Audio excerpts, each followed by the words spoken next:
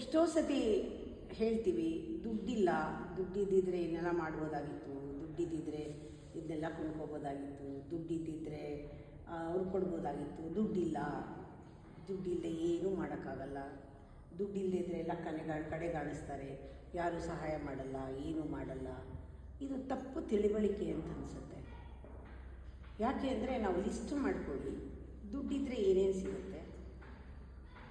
ದುಡ್ಡಿಂದ ಏನೇನೂ ಸಿಗಲ್ಲ, ದುಡ್ಡಿದ್ರೂ ಏನೇನು ಸಿಗಲ್ಲ. ಎರಡೂ ಲಿಸ್ಟ್ ಮಾಡ್ಕೊಂಡು ನೋಡಿ ಒಂದಿನ. ದುಡ್ಡಿದೆ ನಿಮ್ಮ ಹತ್ರ, ಇವೆಲ್ಲ ಸಿಗತ್ತಾ? ದುಡ್ಡು ಕೊಟ್ಟರೆ ಆರೋಗ್ಯ ಕೊಂಡ್ಕೋಬೋದಾ, ಶಾಂತಿ ಕೊಂಡ್ಕೋಬೋದಾ? ಆ ಥರ ಎಷ್ಟೋ ಇದೆ. ಇವೆಲ್ಲ ಬರ್ಕೊಳ್ಳಿ. ಇದನ್ನೇನಾದ್ರೂ ದುಡ್ಡಿಂದ ಕೊಂಡ್ಕೊಂಡು ಹೋಗಿದ್ದರೆ ಇವತ್ತು ಕ್ಯೂ ನಿಂತಿರೋರೆಲ್ಲರೂ ಸಿಗೋದೇ ಕಷ್ಟ ಆಗಿತ್ತು. ಈ ಹೊರಗಡೆ ಪ್ರಪಂಚದಲ್ಲಿ ಅದಕ್ಕೆ ಡಿಮಾಂಡೇ ಇಲ್ಲ, ಅದಕ್ಕೆ ವ್ಯಾಲ್ಯೂನೂ ಇಲ್ಲ, ಭಾಳ ಚೀಪ್ ಅದು. ಆದರೆ ನಿಮಗೆ ವ್ಯಾಲ್ಯೂಬಲ್, ಕಾಸ್ಟ್ಲಿ ಇರೋದದು. ಅದರಷ್ಟು ಕಾಸ್ಟ್ಲಿ ಯಾವುದೂ ಇಲ್ಲ. ಅದಕ್ಕೆ ನೀವು ಟೈಮ್ ಕೊಡಬೇಕು, ಲೈಫ್ ಕೊಡಬೇಕು.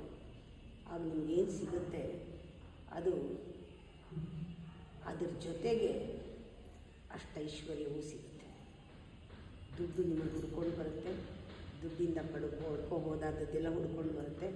ಯಾವಾಗ ನಿಮಗೆ ಶಾಂತಿ, ನೆಮ್ಮದಿ, ಒಳಗಡೆ ಸುಖ ಸಿಕ್ಕಿದಾಗ ಎಲ್ಲವನ್ನೂ ಆಕರ್ಷಿಸುತ್ತೆ.